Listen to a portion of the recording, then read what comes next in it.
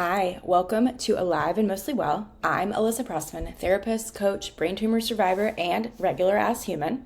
I'm here to talk all things life, relationships, health, and being a damn person to help you navigate the tough stuff with some laughter and some levity. So today I'm coming to you in the midst of so much change and transition, and I don't know about you, but I suck at change. Like, I am not a nomadic person by nature. For me, routine is queen. Like, that is how I live my life. I need structure. Structure is sexy to me. I'm double earth sign, Virgo sun, Capricorn moon, Aries rising. That throws like a wrench in things and makes me a little out of my mind. But a lot of my days look very similar. I eat very similarly day to day, and that brings me a lot of comfort. I know some people have urges to travel the world and see new things, and every day being different, and a job where they're constantly doing different things is like amazing. That is the antithesis of how I live my life and how I feel. So I'm in the midst of a lot of change, and in all of this, I've really taken the time to think about, okay, what has it meant for me to learn how to be a damn person? If you follow me on social media and you've been around the last few years, I have gone through a very tumultuous time, both in my personal life and then with my health. My husband and I experienced the very sudden and traumatic death of two of his family members in less than 3 months. Like, it was very back to back. They were both very young. It was very sudden, and the losses were incredibly traumatic. And a week after the second funeral, I went and had a brain MRI, and it wasn't something that we were really concerned about at all. And as a result of that MRI, I found out that I had a brain tumor on my cerebellum. And it just changed everything. I ended up having a craniotomy, brain surgery, April 2023, and that completely upended my entire life. And my hope in talking to you is that you do not have to face the possibility of your own death, of serious and permanent disability, physically and or cognitively, in order to really be able to be with yourself and be a damn person. Okay. And I'm going to tell you because I'm just going to air out all my shit here. That's really what this space is about, in hopes that you can take anything from it that applies to you and feels helpful, helps you contextualize things, makes you feel a little bit less alone. And if you're watching this, you can see I have a bandage above my upper lip right now because I found out I had skin cancer a few weeks ago. So I had a Mohs procedure done to remove the skin cancer. Hi, welcome. If you don't know anything about me, I have a fuck ton of health problems. My genetics would make it seem like my body is trying to kill me. I never anticipated that cancer would be such a massive part of my life. I'm also a genetic mutation carrier. I have the BRCA1 mutation. So I've already had preventative cancer surgeries, more to come in the future. I'm just going to slowly become the bionic woman as I have parts and pieces of my body cut out, amputated, and rebuilt. So welcome. This is an episode that's really about learning how to be a person. And I'm going to get on track now. I'm going to get to the point here. So for me, I have focused on self-growth and, working on myself for years. I went to undergrad and I was a double major in psychology and sociology. The study of people, of groups of people, the psychology of being a person has always been interesting to me. I've always been fascinated by people. I've always been curious. I've always been nosy about human beings. And when I was in high school, I started seeing a wonderful therapist who I still see to this day. And she really changed my life. And I went to college and I studied people. And I thought coming out of it, I was like, I'm going to have to go to grad school. And I eventually did go back to grad school because I wanted to become a therapist myself. My own experiences changed me tremendously. So part of being a therapist and training to be a therapist is you kind of become this insufferable self-help like machine. You're obsessed with self-optimization, of finding out why you are the way you are. Grad school does not help with this. You have to do all these projects of kind of examining your family tree and your lineage and all these relational dynamics. And you then become insufferable in your family because you're calling your parents and you're like, this is why I'm fucked up, because you guys did X, Y, Z. So I really put myself and my loved ones through the ringer for, I don't know, from like, specifically in this area, from ages like 22 to I would say 28. Going into grad school, coming out of grad school, my first few years as a baby therapist, I just was like reading all the self-help books. I didn't read a fiction book for fun for years because everything I was reading was about therapy, relationships, family dynamics, trauma, healing. Like, it was obnoxious. But that's part of the process, right? So in my mind, I have really been on this path of learning how to be a human for a long time, years and years and years.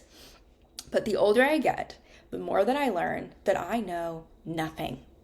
I know nothing, and I do not trust anyone who posits themselves as an expert on the human experience without the caveat of being like, and part of how I have this expertise is that I'm a fucked up person who's done fucked up things and lived through fucked up shit. And that is where I'm sitting and coming to you today. Just in a very, very, very different place than I was in even 2 years ago. And my hope for you is that it doesn't take something like a brain tumor and thinking that you are going to die from brain cancer to make you go, who am I?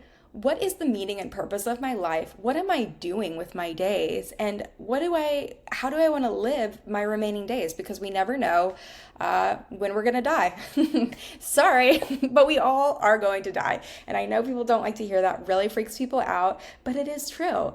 And so the last 2 years, I feel like, have been a masterclass in me moving from the intellectualization that I am very good at doing, and some of you are probably good at as well, of being like, yes, I understand conceptually that we're all going to die. I understand conceptually what it means to be a person and who I am and how do I develop my own personal identity. But what does it actually mean to live that out? And that is what has changed for me in the last couple of years.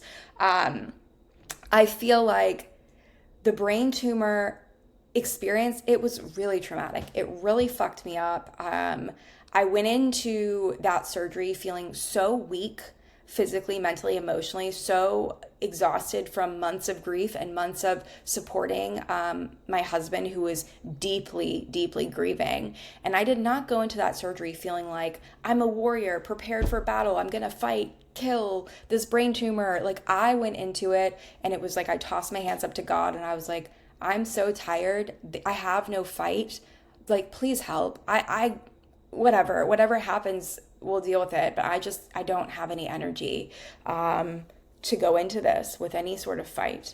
And I came out of it a completely different person. And it's taken me, it's a little over 2 years now, 2 years and a few months, to feel like I am beginning to really be who I am now. Because when you go through something life altering, whether it's major health crisis, the death of a loved one, anything that kind of like rocks your world, it takes time to integrate who you are in the aftermath of that. And I was just talking with a friend the other day about how, we often are so afraid of the fallout of a situation. We're like, oh my God, we're afraid of the thing actually happening. But what I've experienced through the work with my clients over the years and in my own life and in seeing people I love and who are close to me navigate really difficult shit is like, the part that really can take a toll and it lasts longer and is the unanticipated difficult aspect of things. The fallout of anything is traumatic and can be very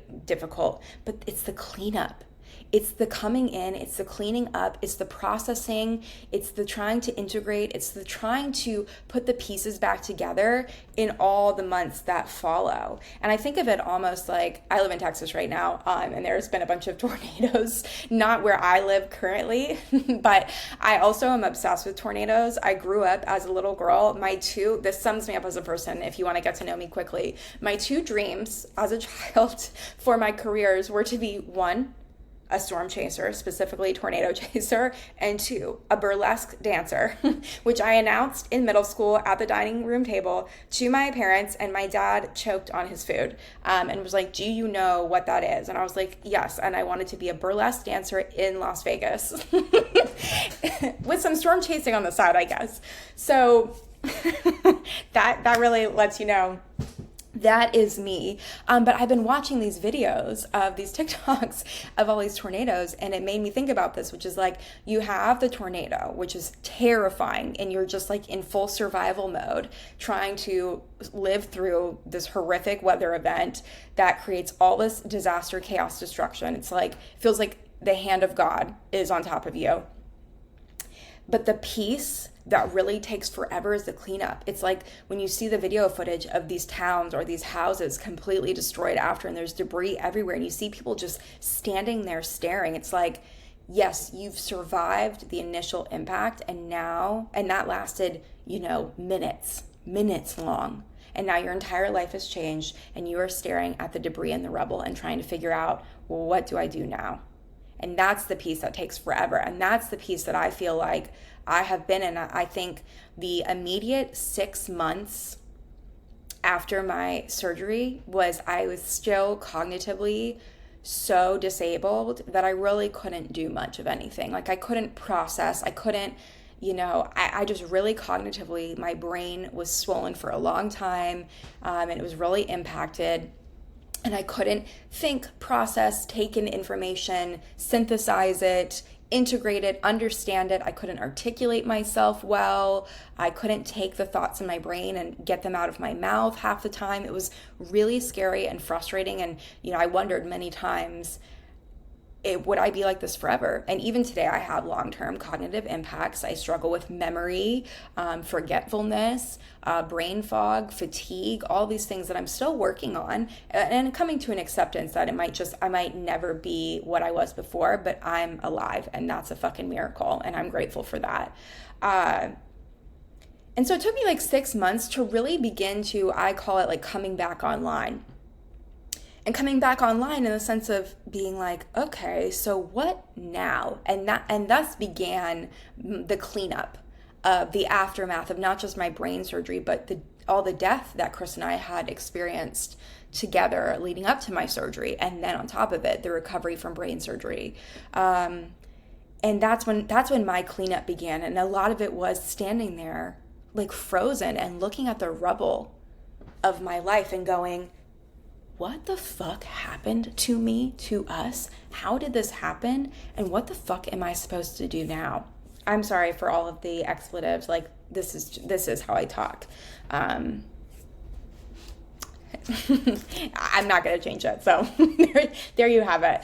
And I realized in the long recovery process from my brain surgery was that I still had so far to go in uncoupling my identity and my sense of self from the work that I did and what I did for other people. Even in my family, I was always used to being in the mix, being on top of what everyone had going on, consulting, mediating, advising.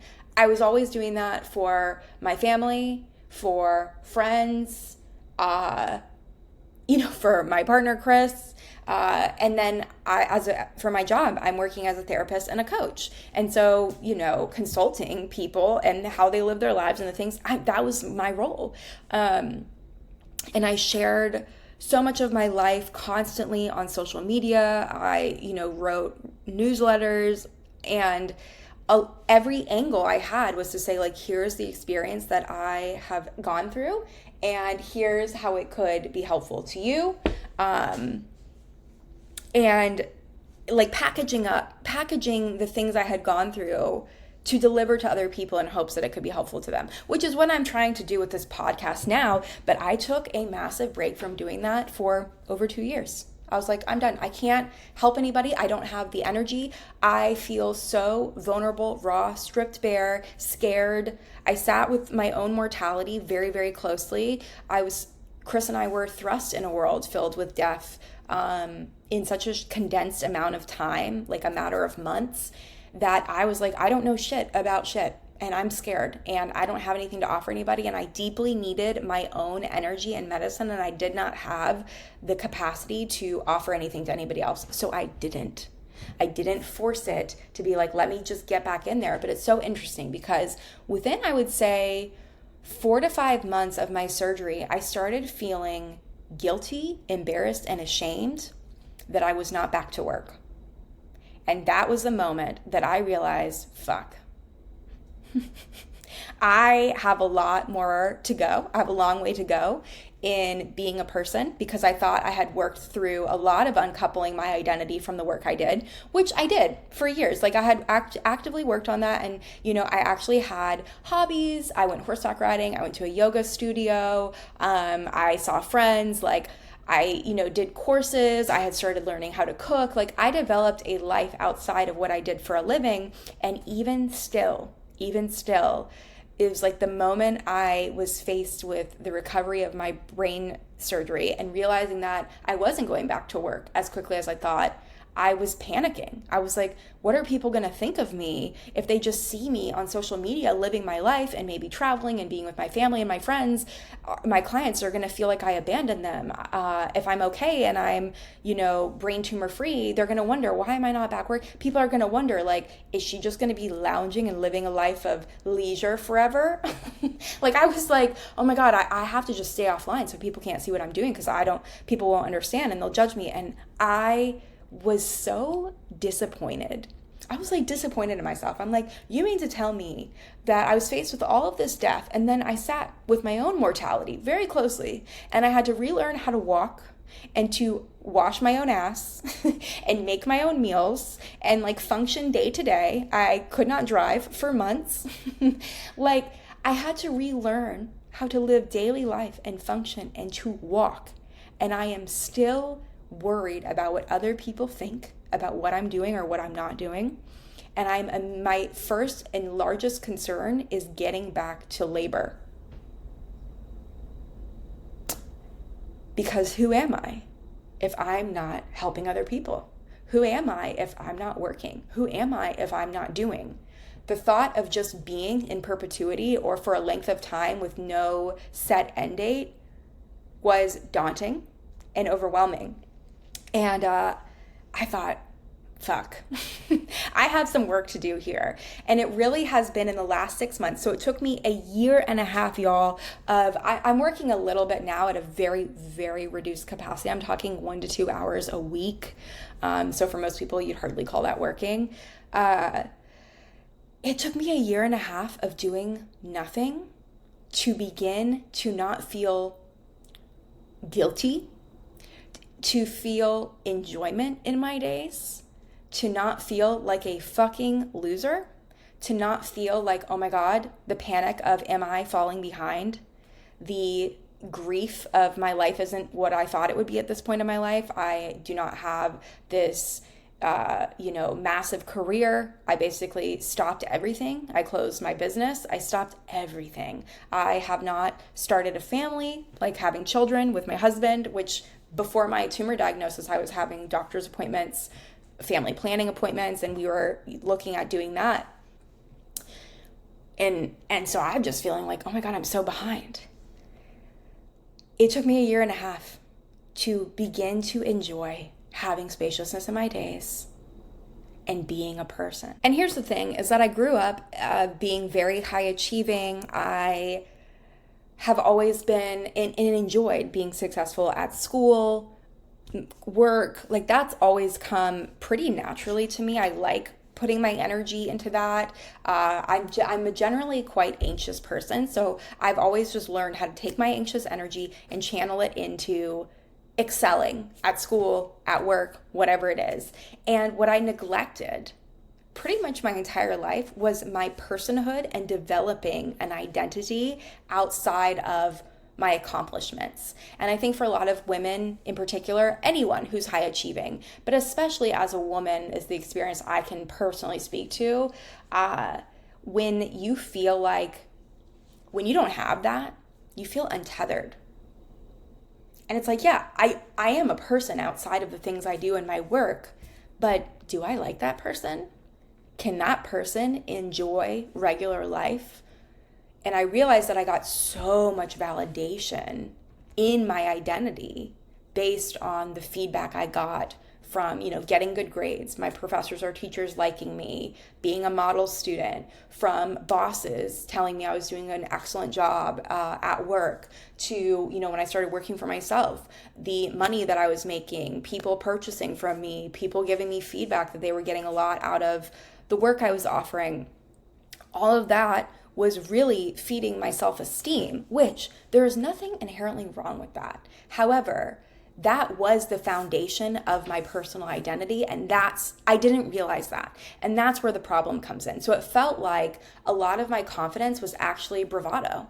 It was built on a shaky foundation, but I didn't know that. I'm like, people experienced me as a very confident, knowing myself person, but so many of the things that my confidence was built on top of was feedback from other people about me doing a good job through the labor and work that I was providing.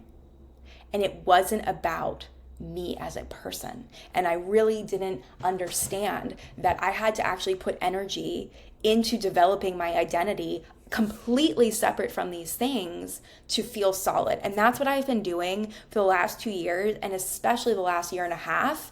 And 6 months ago is when I really started feeling like, oh, if someone were to come to me today and say, you have a terminal diagnosis and you're going to die in 2 years, whatever, I would not feel today what I felt 2 years ago when I found out about the tumor, and before they got in there and were able to remove it and do pathology. At the time that I was diagnosed with the tumor, initially, I was Googling low-grade gliomas in adults. The stats were not good for adults. And I was like, oh my God, what if I have 8 years are left to live, and so many of those years are going to be surgery, radiation, like my quality of life.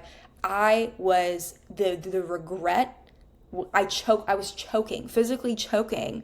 It was a physical sensation gripping my throat of regret, of being like, I do not feel, even though I've done all of these great things through my work, and I feel like I've been impactful, for my age, I'm not happy with how I've lived the last few years of my life, my day to day. I was like terrified to die because I was like, no. I haven't been living the way I wanted to. And I don't feel that way anymore. And I fully 100% attribute that to the fact that I have developed my personal identity. I spend my days in ways that feel good to me, and it's not anything revolutionary at all. Like at all. If you came and saw my day to day, it doesn't look like anything, but it feels really good to me. And I think that that's the biggest piece of this is like, obviously I have immense privilege in being able to financially step so far away from working. I cannot imagine the toll it would have taken on my brain and body if I had had to return to work at the capacity I was working before my surgery.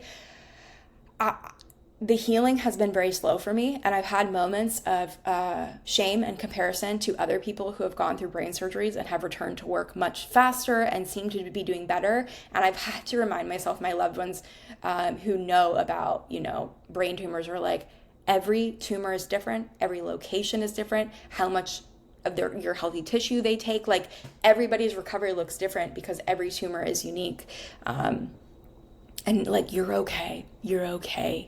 It's your motherfucking brain. I've never experienced anything like having trauma to my brain like that. And I've thought a million times about people who have TBIs, concussions, and like, what would that be like if you basically had a long-term concussion, any sort of trauma to the brain. It is terrifying. I know our souls are who we are, but man, your brain is who you are. Like that, if you don't have that firing on all cylinders, you are not you. You are not you. Your soul might be in there, your essence, but your brain it controls everything. It is how we are able to communicate with people around us and interact with the world. And that's what life is. That's what living is. And I didn't have it. And that's been really, really difficult. So it's like everything had to be stripped from me for me to understand how to build a life that felt good to me. And growing up, my parents and I are very close, and they are wonderful parents. And I just don't remember. And it's not, maybe it's, they probably did have lots of conversations with us about the people we were, but I felt like the way I remember my youth and my childhood was a lot of focus on accomplishments and achievement and going like, if I work hard and do a good job, good things, like life will happen as it should. And it's like being a good person will be a byproduct of all of that instead of the reverse. And I think a lot about, if I choose to have children or a child with Chris, that I'm going to put a ton of my effort as a parent into developing personhood and identity and rooting self-confidence and self-worth in who you are and your values and your morals and how do you act from those places versus what you're doing and hoping that you are a good person as a byproduct of being successful and working hard. Because to be totally transparent, me working hard and being very accomplished, I was an asshole 95% of the time. To myself, to other people, and I wasn't happy. I was constantly moving the goalpost. And I mean, I am talking about myself from ages, let's say 12 to literally 30, 31. Constantly moving the goalposts, constantly striving. If I was successful at something or I accomplished a goal, I spent no time celebrating it, enjoying it, feeling really good about it. I immediately was on to the next thing. And that is an exhausting way to live. You're in constant striving mode. You're not present. And the tumor and the surgery demanded presence from me because in the aftermath of my recovery, I couldn't do anything. I went into the surgery thinking, y'all, I brought books to the hospital and coloring books. I couldn't do shit. It took me 8 weeks to be able to begin reading a book. And I carried this book. It wasn't even a good book. I carried it around. You can ask Kayla and Chris, who were my main caretakers. I would carry it with me all around the house. And I would try to read it and I couldn't do it. I couldn't watch movies, TV, listen to podcasts, read books. I had to sit and stare and wait for time to pass because I literally could not take in sensory information. Everything was overwhelming and exhausting and too taxing for my brain. I felt like absolute garbage. I felt like shit. And all I could do was sit there and I would wait for the day to pass because I'd be like, hopefully I feel a little bit better tomorrow and the next day and the next day. All I could do was be present. And it was painful to have to be that present because I felt so sick and so terrible. And I was forced. I couldn't even get lost in my own thoughts. I couldn't go into fantasy world. I couldn't dissociate. There was no escaping anything. I had to just be. And it was torture at that time. It was awful. And now I have learned that presence is how I enjoy my life today. And the fun version of this, the complete opposite of being demanded to be present from brain surgery, is I have a dog now. Chris and I adopted a dog about 6-7 months after my surgery. And her name is Sage. And I'm looking at her completely passed out on her orthopedic princess bed that I got for her. And she demands presence. She is probably one of the best. She is the best thing that's happened to me for years. I'm going to try not to cry, and not be one of those dog people. But when you have a dog, when you have an animal, and I imagine having, a small child is like this too. When you have this living being in front of you, they demand your presence because they're so present. And it ushers you, it invites you, and sometimes forces you to be in the present moment with them. And having her as a dog, we got her and she was probably 8 or 9 months old. So she was still very much a puppy. And Chris is at work. I'm the one with her all day long. And so I'm learning how to train her. That demands total presence. I'm having to watch her like a hawk because she went through a period where she was trying to pick up everything off the ground, eat everything, her own poop, other dogs' poops. This was much to my Virgo heart horror. I was horrified. So I was constantly having to watch her, train her, interact with her. I'm building a relationship with her. And that presence actually was incredible for me. That is really when I began to have to be present in my day-to-day life. And again, I didn't have a bunch of clients. saying like, oh my God, thank you. The session was so amazing to make me feel good. I didn't have, I wasn't posting a bunch of stuff on social media and getting feedback and in my DMs directing people to resources that they needed and then being like, thank you so much. I wasn't writing to my newsletter regularly at all anymore and getting feedback from that. I wasn't working a job with a boss saying like, oh, we're so grateful for you. What would we do without you? I had none of it. It was all gone pretty much overnight. I closed my business down in a very short amount of time after my brain tumor diagnosis.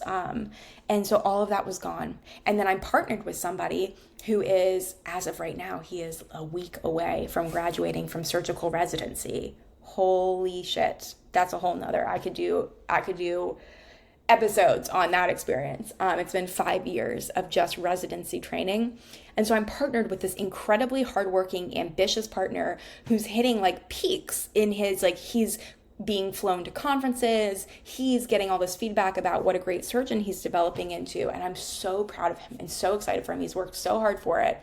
And then I'd have moments though where I'm like, and I'm a loser sitting at home on the couch. And he operated on 4 people today and he saved someone's life and he changed someone's life and he's mentoring the interns and the residents that are underneath him. And he's learning from all of these amazing attendings and surgeons.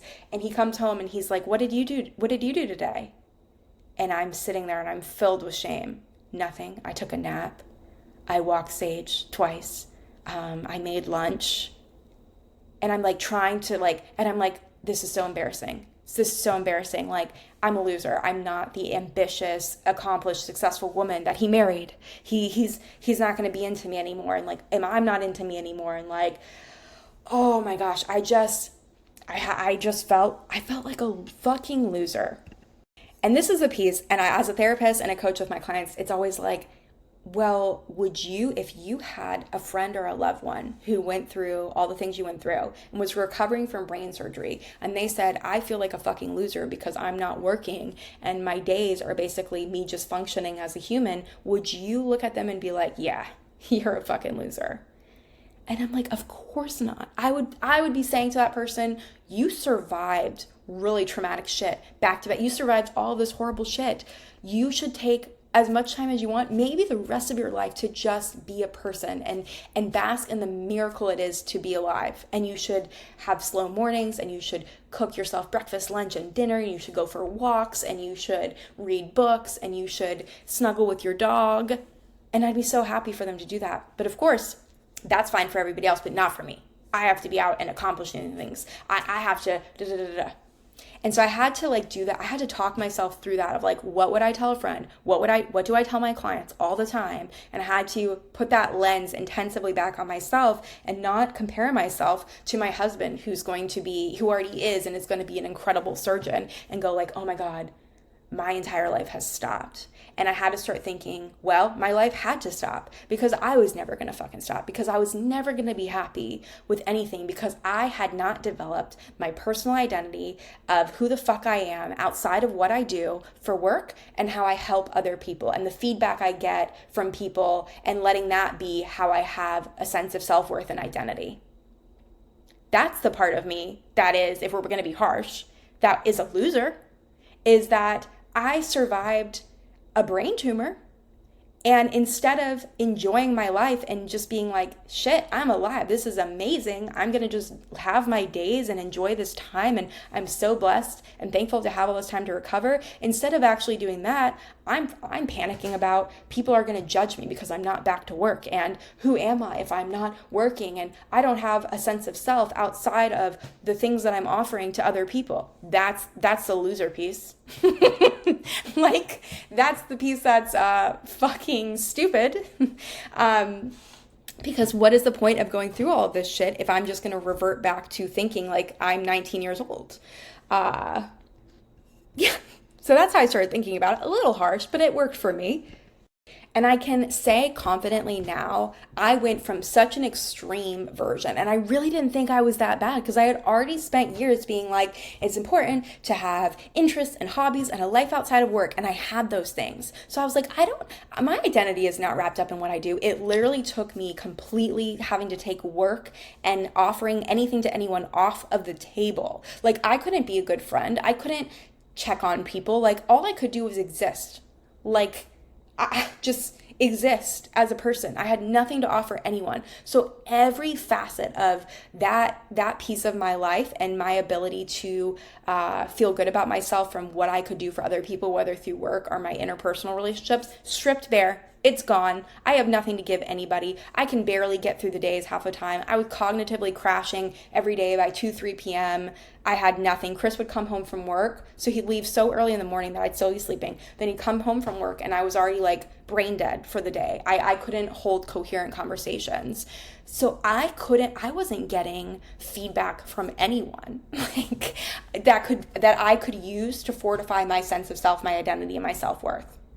I was stripped of everything because Lord knows I am stubborn and hard-headed. So God was like, you know what? We're going to have to take everything away from this bitch for her to learn how to be a fucking person and to enjoy her life. I do believe that one of the purposes of us being here is to enjoy our lives. It's to enjoy the human experience, to connect with ourselves, with other people, to live a life that feels alive.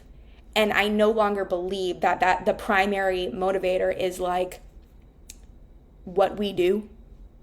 I think it's being, and being doesn't mean you don't do things for other people or for the world. Like I think I had it so backwards. I had it backwards, and like the doing would allow me to be the person. And I actually am having to learn how to be and not get my sense of identity from doing. And that's so interesting because it's so different in like when you're learning a new skill set or you're going into the workforce or you have imposter syndrome. The good advice is like, you got to do it. And the work and the action builds competence, and the competency you gain builds your self-confidence. If you wait to feel and be a confident person to go out and do things, you'll never do anything. And I feel like that's very true. But in my case, my sense of identity and building a personhood, I had to reverse it because I had spent my whole life striving, accomplishing, doing, working towards all these metrics of success outside of being a person. And I thought that would then allow me to be happy, to be content, to be the person that I wanted to be. And it didn't. It didn't. I realized when all of that was taken away from me, my sense of self was quite shaky. I felt so lost because I didn't have a very strong and developed sense of myself outside of the things that I did for other people and the feedback I got from other people. I was letting other people dictate how I felt about myself, and I never felt contented. I never felt peace. I never felt satisfied with anything. I would experience happiness in like fleeting moments, but generally speaking, I was kind of always like miserable and looking for the next thing and just never feeling satisfied. And I now have a sense of contentment that I have never ever experienced. I feel when it comes to work, I'm like, I don't have any goals right now. I'm just happy to be here. My days, I wake up early and I take my dog for a walk and I do things around the house. Like I have a whole routine. I put her breakfast together. I make myself breakfast every single day. I'm making breakfast. And then I go to the gym. I'm very into fitness right now. I'm very into like going to the gym, learning how to cook and feed myself really well. I often go to the store to pick up ingredients to make things. I'm forever doing laundry and dishes. If you cook, you're always doing dishes. And then I make dinner. I walk my dog again. We play. If I have time, I'll read a book. And somehow I am passing my days beautifully. I'm not sitting down and watching hours of TV. Most of the days I don't watch any TV. I'm not sitting on my couch. I am in constant motion. And if someone's like, well, what do you do all day? It doesn't sound like much. It doesn't sound like much at all. Some days I have a client session or two, so I have some work in there. And you know what? I've never been more fulfilled. My life has never felt more full. The less busy I am, the more full my life has felt. And I don't anticipate that my life will be this spacious forever and that I necessarily want it to be, but I need it right now. And I didn't know that I needed it. And I didn't realize that I was always go, go, go. And how could I be so busy and my life feels so full and yet I feel so empty? That didn't make any sense. But it was, but my mom refers to it as like people running to stand still. It's people that just keep moving, but they're not going anywhere. And it's the people who are running to not have to be with themselves. And I didn't realize that even after all the years of therapy, of becoming a therapist and still going to therapy and having mentors and supervision and all of this self-reflection, I still did that. I was still one of those people. Now I did it a little bit less than when I was younger, but it still was running my life.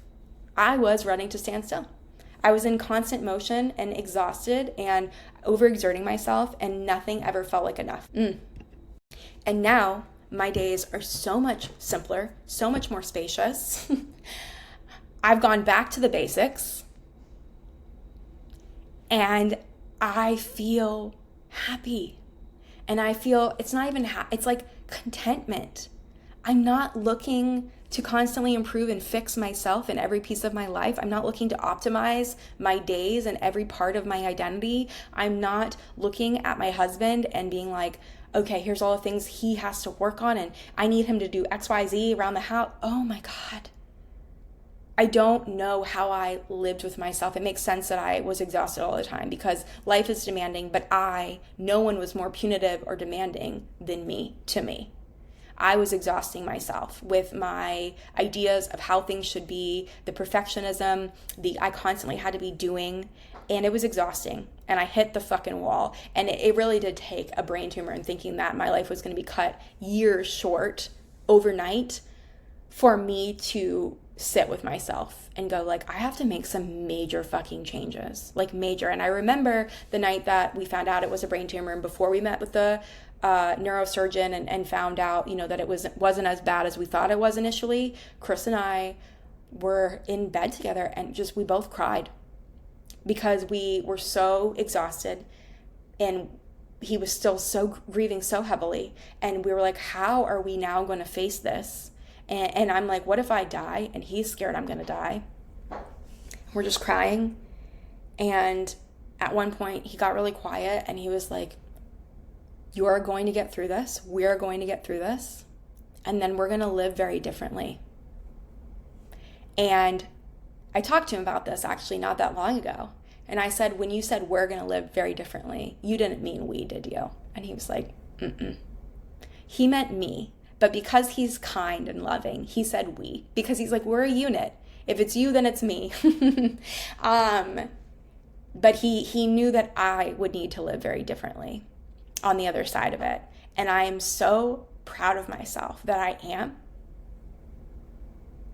I can look back at my life. I can look back at all of the professional accomplishments, my degrees, all these metrics on paper.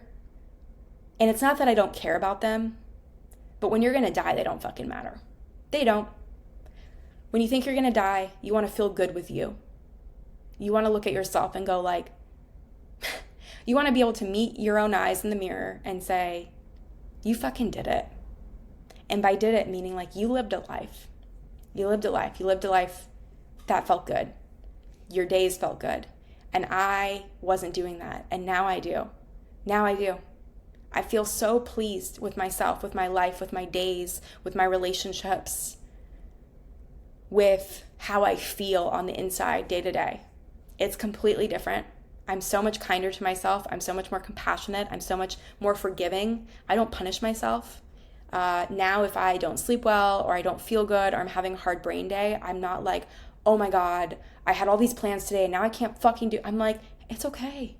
All right, you have like a migraine. You woke up with a migraine. You're having really bad jaw pain. We're going to drink some water, take some Tylenol, use our neck massager, and we're going to give it a few hours and see how we feel. Instead of like freaking out. Now this is in the way of all the shit I need to do. And it's like, of course I would freak out because if I wasn't accomplishing things and I wasn't checking shit off my to-do list, then I didn't feel good about myself because it was based on all these external things. And now, because I've sourced my sense of self from my soul and within my own self, however I am on any given day, 95% of the time, I'm at peace with it. I can be good with it. I can work with it. I'm understanding. And it's changed my relationship to myself. It's changed how I navigate relationships with my loved ones and the people around me. I am present instead of constantly thinking about the next thing I have to do today, tomorrow, next month, in a year. Planning. Like, I like plans and planning for the future and dreaming and fantasizing and thinking about possibilities, but you're not supposed to live there 98% of your days, because that's how you, like, days just pass you by and you're like, I'm lost. I don't even know what's going on. The days are just passing. No. By everything being stripped away from me, by being forced to slow down because of my physical disabilities and mental cognitive disabilities, it forced me to be so present. And then 6 months out from that, I got a puppy. That forced me to be so present. And that was a joyful presence versus a painful presence. In the beginning of my recovery, that was painful. Now I had a joyful presence, but it was still really uncomfortable. But anytime I'd get out of the present, she'd do something naughty or funny or sweet, and I'd be sucked right back into the present moment. And now I can say, like, when I'm making breakfast, I'm making breakfast. I'm not making breakfast and thinking about 25 other things and being like, I should go to the grocery store at this time and I should. No, I am going moment to moment. Like, I have my general idea of what I want to do with my day, but I am living very presently in how I'm feeling, and I'm making adjustments, and it's beaten flexibility into me. And the presence and the flexibility and the adaptiveness have made all of the difference. So I wish I could tell you, you know, and in the age of mental health being widespread online and everyone acting like a fucking therapist and people on TikTok saying, you know, here's what you have to do to like live a good life. You have to wake up at 5 a.m. and you have to cold plunge. Now, let this be the antithesis of this, because I actually am not going to task you with anything. It's not about doing more. It's about being. And a lot of times, in order to be more, you have to do less. Now, I know there are people out there that you have jobs, you have children, and so doing less doesn't feel like much of an option. And I wish I had a simple solution for you. I don't. Only you can know, looking at your life, what you can actually take off the table. And I say this with a lot of compassion and no judgment, because I used to feel like everything that's in front of me has to be done. Everything on my to-do list is urgent and important. And now I'd be able to look at, if someone put a to-do list that I wrote down for myself 3 years ago in front of me, and they said, star what has to be done today, I would pick 1 to 2 things and say, these 2 things have to be done today. The rest of this shit, cross this out completely. I'm never doing that. This can be done on a different day, and this doesn't fucking matter. But 3 years ago, I would have told you, no, all of this has to happen today. And when I wasn't able to do it all in a day, I'd be filled with irritation, shame, anger at myself, and I'd punish myself for it, judge myself, and be unhappy. And by the time Chris got home from work, I was miserable because I didn't accomplish my day. And that's how I lived my days every single fucking day. And I would sit in sessions like a fucking hypocrite and talk to my clients about self-compassion and, you know, taking care of themselves and being kind to themselves and offering themselves grace. And then I would get out of those calls and I'd be an asshole to myself. So no wonder I wasn't fucking happy. Like, who's happy when you have somebody writing you all the time about how you're not doing enough? And the person writing me was me. I was mean mommy to myself. Like, it's like I would never treat someone else like that, but I was treating myself like that every single day. So how could you ever be happy? How could you ever be peaceful? How could you ever feel content? How could any accomplishment feel good when that is the internal voice? I'd internalized a voice of a mean mother, and my mom is nothing like that, ever. Not at all. So I can't blame it on anyone. I don't know where it came from. We can say society. It might be a mix of culture, society, and just my natural propensity. I don't know, personality. Who knows? Maybe I carried it here from a different lifetime and this is the karma I'm working out. But you are the only person who can look at the pieces of your life and go, you know what? This actually doesn't fucking matter. And I hate doing this and I'm going to stop. Or, you know, like, you're the only one who can really sit with that lens. And what I'd also recommend is, if you're having a hard time with the perspective on yourself, your life, ask a loved one who you trust to sit and tell you. Like, you'd be amazed if you say out loud what your brain is holding of how you view yourself or the things you have to do, or what you think about yourself. If you were to vocalize that to someone that really loves you and that you can trust, how they would respond. So if you have someone, let them offer you the perspective that my brain tumor gave to me. Let them help you usher yourself into a more present life. Because at the end of the day, we are all going to die. It is true. Hate to break it to you. I know you know this, but I want you to know it in a way where you go, okay, if I'm going to say you're going to die in 6 months, what would you like your days to look like? Working around obligations and musts, like working, taking care of your children, taking care of your house, these things. Outside of that, and how can you make your days feel better? How can you be kinder to yourself? How can you be a person? What are the things that you can do that would allow you to feel like a human being and not a machine doing, striving?